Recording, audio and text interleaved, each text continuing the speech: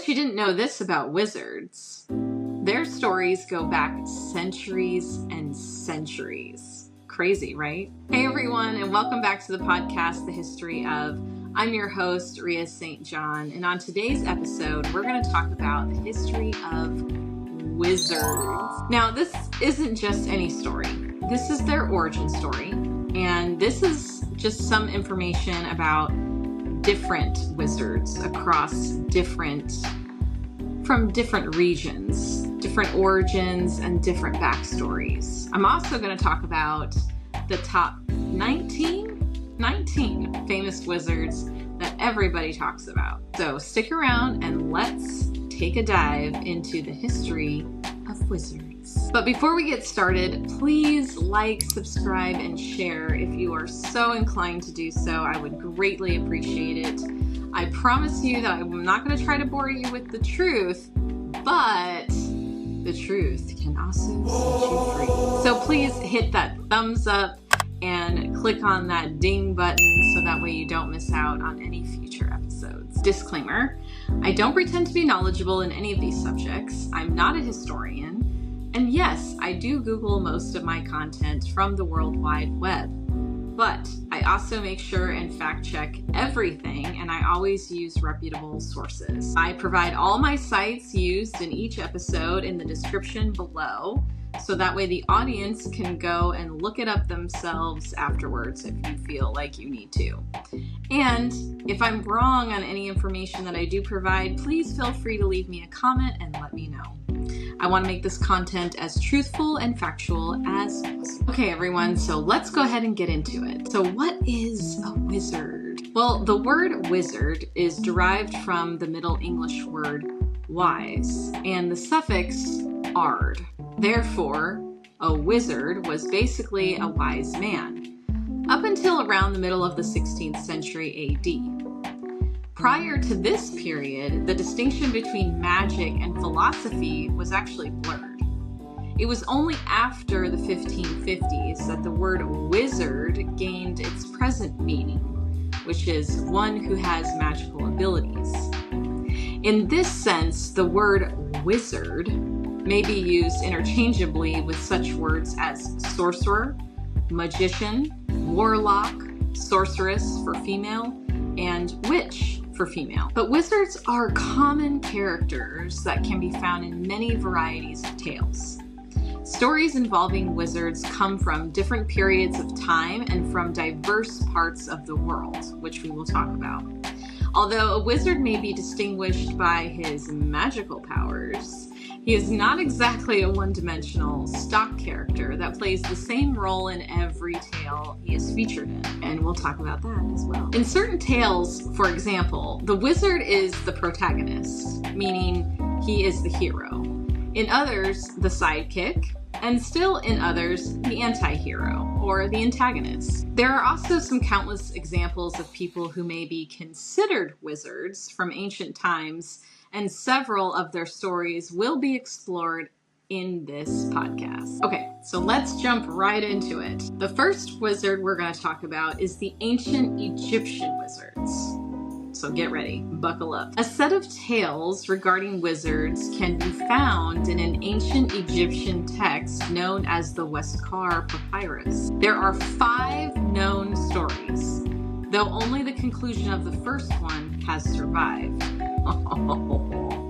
This text is thought to have been composed during the Middle Kingdom or Second Intermediate period.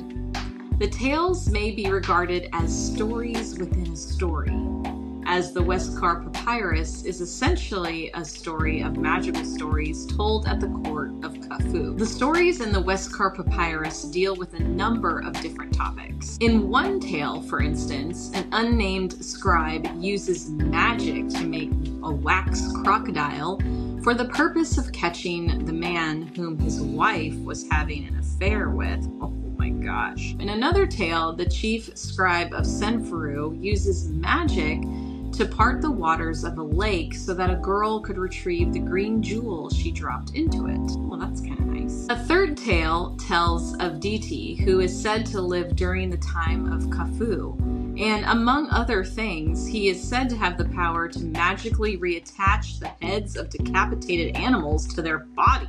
What? That is crazy. Never even heard of that. Well, detail of a relief showing Senfuru wearing the white robe of the said festival from his funerary temple of Dashar and now on display at the Egyptian Museum.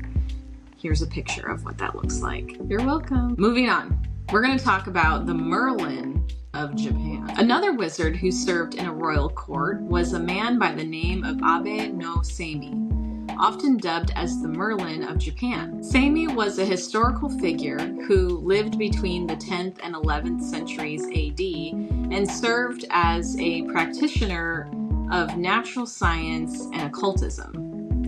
Among other things, Seimi conducted exorcisms, warded off evil spirits, and prophesied the future. Additionally, numerous legends sprang up after his death, making Seimi larger than life.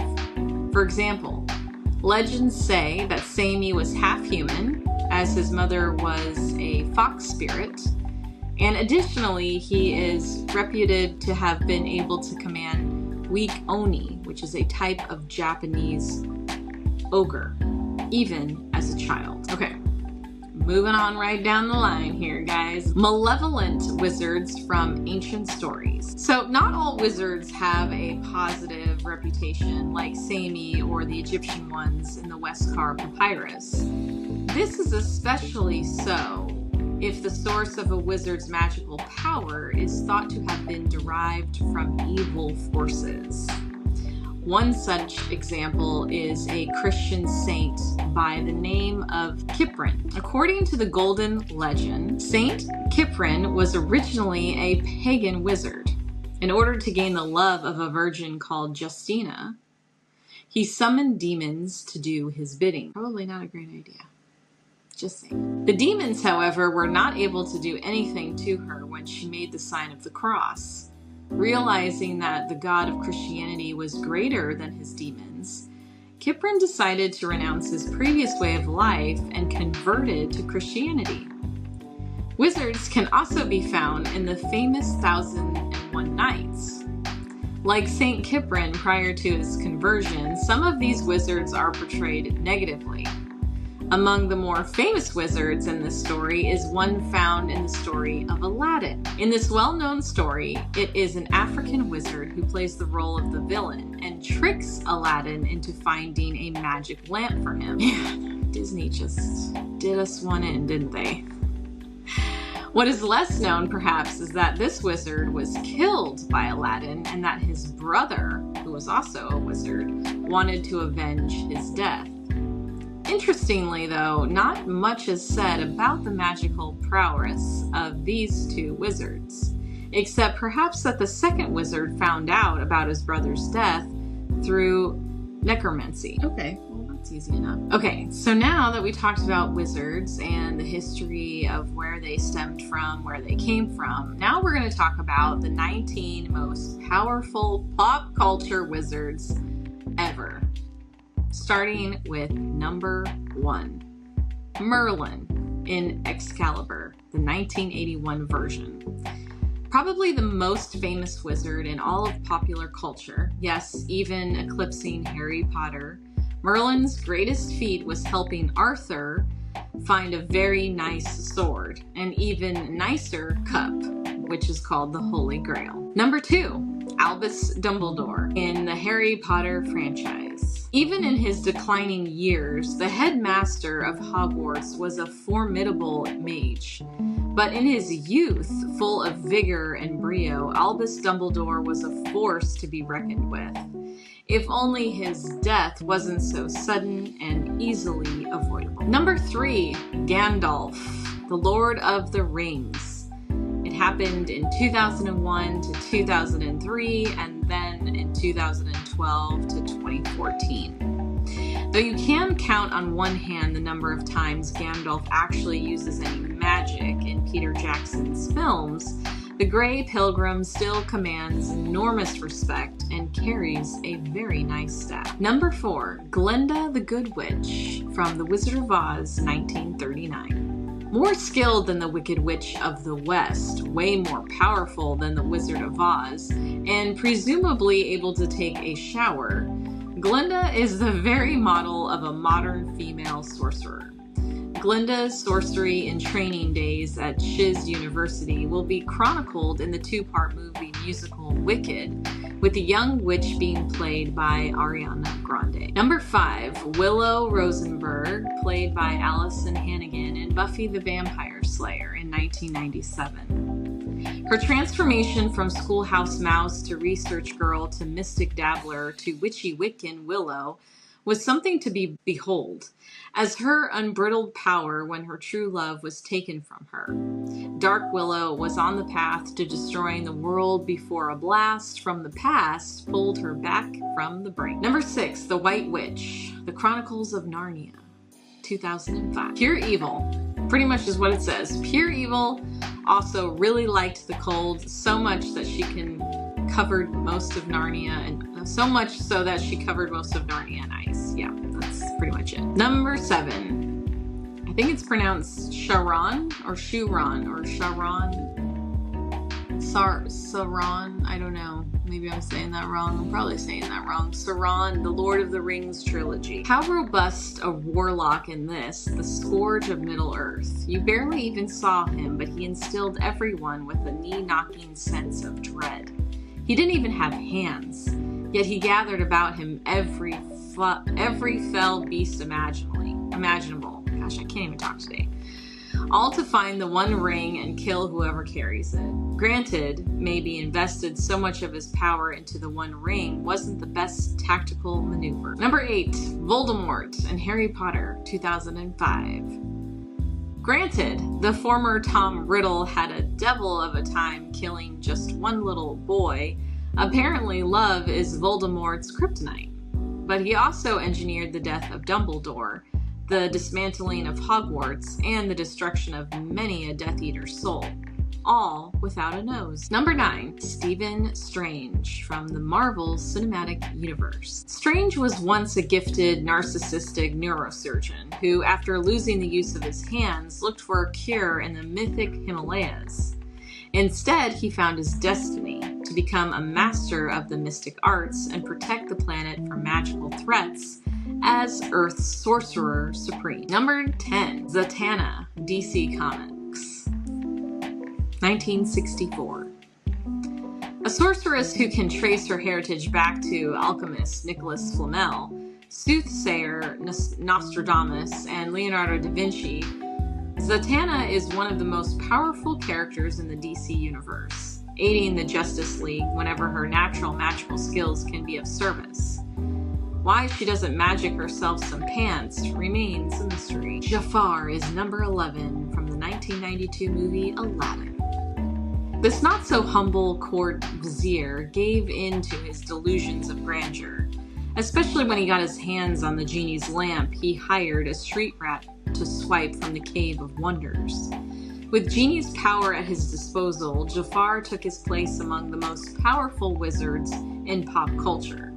For a little while, anyway. Then, he got greedy. Number 12, Prospero, the Tempest, in the 1600s. William Shakespeare seemed to have a little thing for magic and revenge. So, at the center of a story about an Italian nobleman who was betrayed by his brother and exiled with his daughter, Miranda, on a deserted island, one finds a wizard. They turned The Tempest into a feature film in 2010, starring Helen Mirren as the sorceress Prospera. Number 13, Ursula from The Little Mermaid in 1989. In all singing, all dancing, all evil underwater witch for the ages, not only could she steal beautiful voices, but Ursula could change form at will, and after stealing Triton's helm and trident, have mastery over the seas as well. The Shimmying Sea Witch was brought to life in the 2023 live-action remake of The Little Mermaid by Melissa McCarthy. Number 14, Big Trouble in Little China, 1986. Cursed by a Chinese emperor centuries ago, Chinatown gang lord Lo Pan led a ghostly existence. Unless he could break the curse by sacrificing a girl with green eyes. Lopan's plan went awry when he kidnapped a pair of women, both of whom meant something to rogue trucker Jack Burton, who was played by Kurt Russell. Number 15, Jareth, David Bowie in The Labyrinth, 1986. The devilish Goblin King gave protagonist Sarah, Jennifer Connelly, 13 hours to break free of his supernatural maze in order to save her infant half-brother, Toby. Gareth made for a most enchanting sorcerer with a shock of blonde hair and some out-of-this-world pipes. Number 16, Mickey Mouse in Fantasia, 1940. Mickey Mouse has been slotted into numerous scenarios since he was created by Walt Disney in 1928, but his appearance in Fantasia is one of his most iconic. In the segment The Sorcerer's Apprentice, Mickey grows increasingly exhausted from doing chores. Well, who doesn't?